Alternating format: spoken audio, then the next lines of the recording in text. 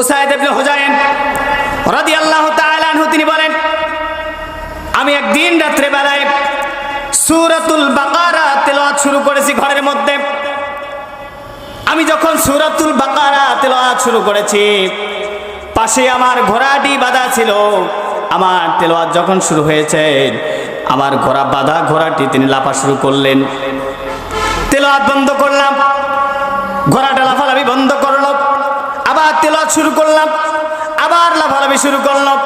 চিন্তা করলাম কি কারণে লাফায়, আমি তেলাওয়াত শুরু বন্ধ করে দিলাম, ঘোড়া লাফালাফি বন্ধ করে দিল। আবার যখন তেলাওয়াত শুরু করলাম, ঘোড়াটি লাফালাফি শুরু করলো। আমার মনের মধ্যে ভয় হলো, পাশে আমার পুত্র ইয়াহইয়া শোয়া আছে, ঘোড়ার পায়ের যদি তাকে আঘাত লেগে যায়। এই ভয়ে আমি তেলাওয়াত বন্ধ করে দিয়ে ইয়াহইয়াকে আনতে গেলাম, সরিয়ে আনতে গেলাম। যাওয়ার পরে আকাশের দিকে লক্ষ্য করে দেখে একটি ছায়াপথ আলোকমালা জল জল করে জ্বলছে। সুবহানাল্লাহ বলেন। আমি এটা দেখার জন্য ঘর থেকে বের হলাম। যখন আকাশের দিকে তাকালাম, আকাশের সাথে আলোটি মিশিয়ে গেল। সকালবেলা বিশ্ব নবীর দরবারে ফজরের নামাজের পরে রহমতের নবী, মায়ার নবী, দয়ার নবী, মদিনাওয়ালা নবীর সামনে দ্রুত চলে গেলাম। যাওয়ার পরে বললাম, ইয়া রাসূলুল্লাহ, ইয়া হাবিবাল্লাহ, আমার রাত্রেবেলায় একটা বড় ঘটনা ঘটে গেছে। কি সেই ঘটনা? পুরা ঘটনা খুলে বললেন। আমি সূরাতুল বাকারা ঘরের মধ্যে তেলাওয়াত শুরু করেছি, আমার বাঁধা ঘোড়াটি লাফালাফি শুরু করলো। আবার তেলাওয়াত শুরু বন্ধ করে দিয়েছি, বন্ধ করলো, লাফালাফি বন্ধ করে দিল।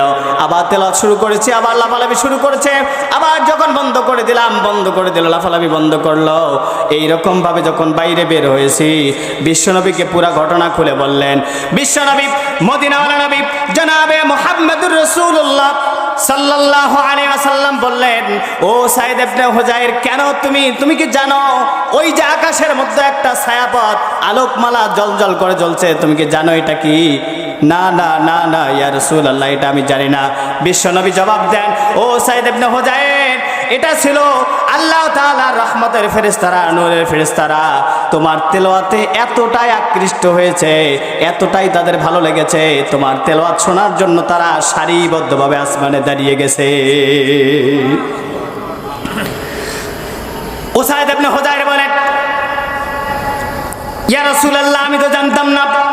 বিশ্বনবী বলেন, ও উসাইদ ইবনে হুযাইর, তুমি যদি এইভাবে সারা রাত যদি তেলাওয়াত করতে, তারা সারা রাত আকাশের মধ্যে এইভাবে তারা দাঁড়িয়ে দাঁড়িয়ে তেলাওয়াত শুনতো। এমনকি যদি তেলাওয়াত করতে করতে সকাল হয়ে যেত, এরপরও তারা সকাল পর্যন্ত অবস্থান করত, তেলাওয়াত শুনতো। সকালবেলা লোকেরা সকালবেলা বিছানা থেকে উঠে এই ফেরেশতাদেরকে তারা দেখে ফেলতো। এরপরও তারা এখান থেকে